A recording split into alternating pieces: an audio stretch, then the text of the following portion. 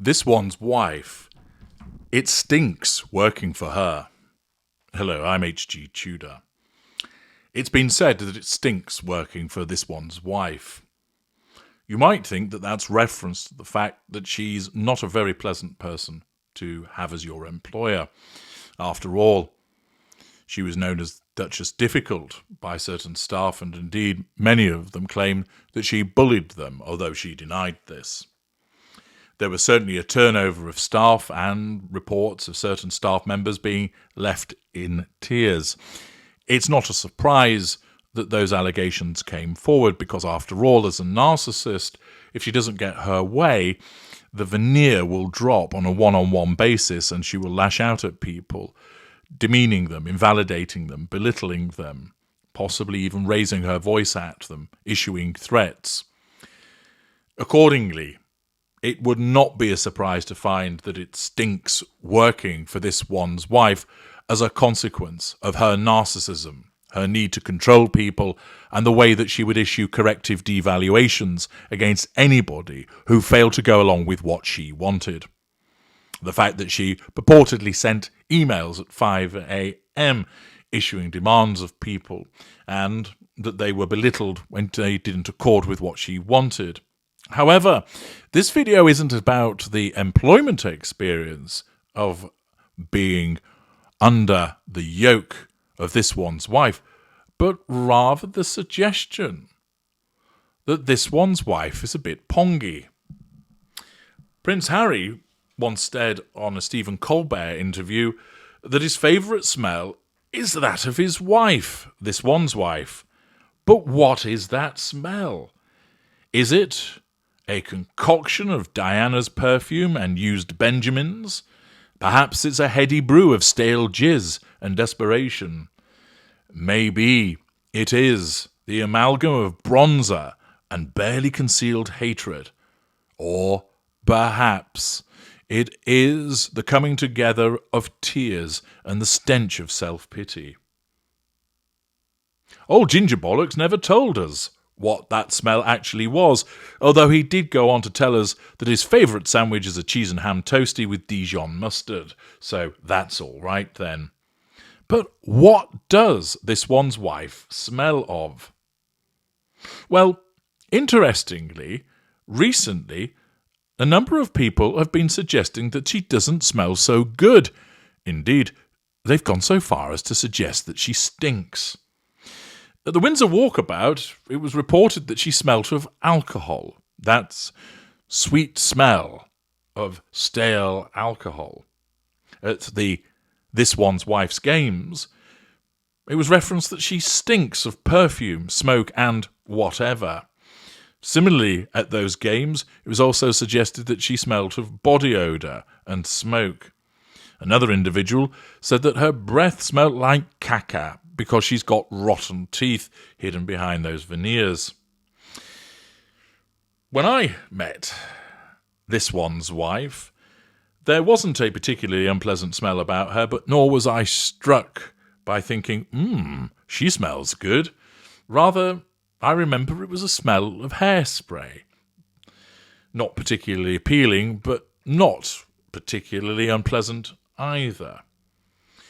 Now, it may well be the case that these individuals are just engaging in tittle-tattle about how she smells because they don't like her. But what if it is the case that she's a bit whiffy, that she's a bit smelly? Why might that be? Well, on one level, it's somewhat surprising because she is a somatic narcissist, which means that she is governed in her preferences by the visual. Unlike a cerebral narcissist that is governed by matters of the mind, the somatic narcissist is all about the way that things look. Somatic narcissists will often found to be ripped and buffed. They'll use cosmetic surgery, having their lips plumped, plenty of Botox to iron out those wrinkles and creases. They'll be preoccupied with wearing expensive brands of clothing. They'll want a car that looks good, a large house. They'll want the best with regard to the sound system, the perfumes, the cosmetics that they have access to.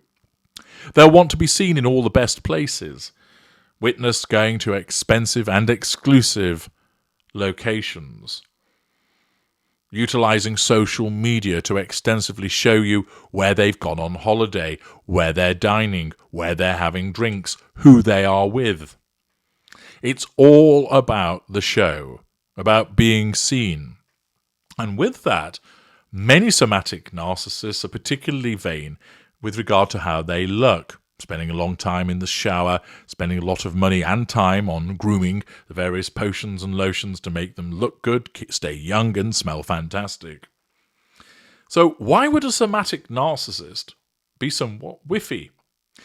Well, it could well be as a consequence of the pursuit of other interests. For instance, it's been repeatedly suggested that this one's wife is a smoker, and therefore, if she is, that's going to affect the quality of her breath, and, of course, generally that smoke sticks to your clothing and skin and your hair, so you'll smell of it. What about the suggestion that there's a general overall unpleasant whiff about her? Well, again, that may not actually be accurate, but if it is, you would ask, why would a somatic narcissist place themselves in such a situation? Part of it might be laziness. Although certain somatic narcissists, as I've mentioned, are very fastidious about cleanliness, etc., her somaticism may actually move in the direction of expensive clothing, expensive jewellery, flying on private jets, going to exclusive locations, but not being too bothered about how she smells.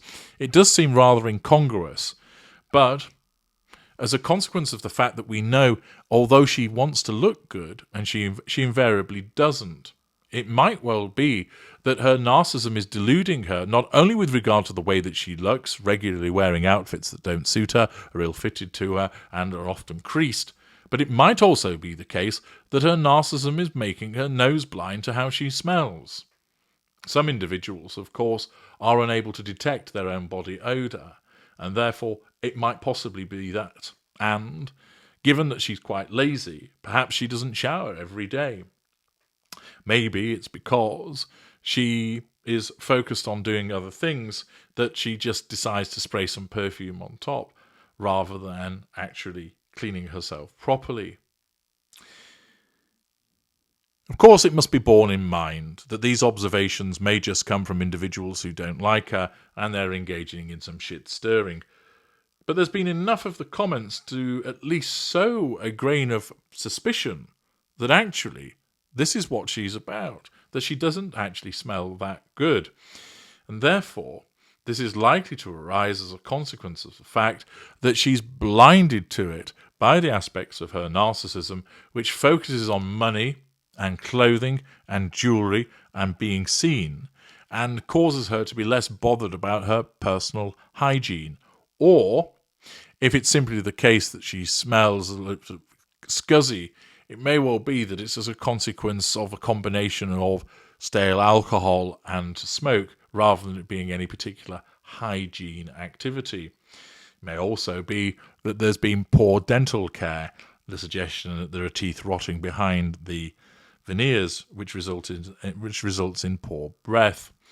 So it could be that rather than it necessarily being a laziness of hygiene, it arises out of lifestyle choices driven by her sense of entitlement. Certainly enough people have said that she doesn't smell too good, and the likelihood of this is that her narcissism causes her to believe in a deluded way that she looks and smells good, and causes her to pursue certain lifestyle choices which have the collateral consequence of her being somewhat whiffy. I'm H.G. Tudor. Thank you for listening.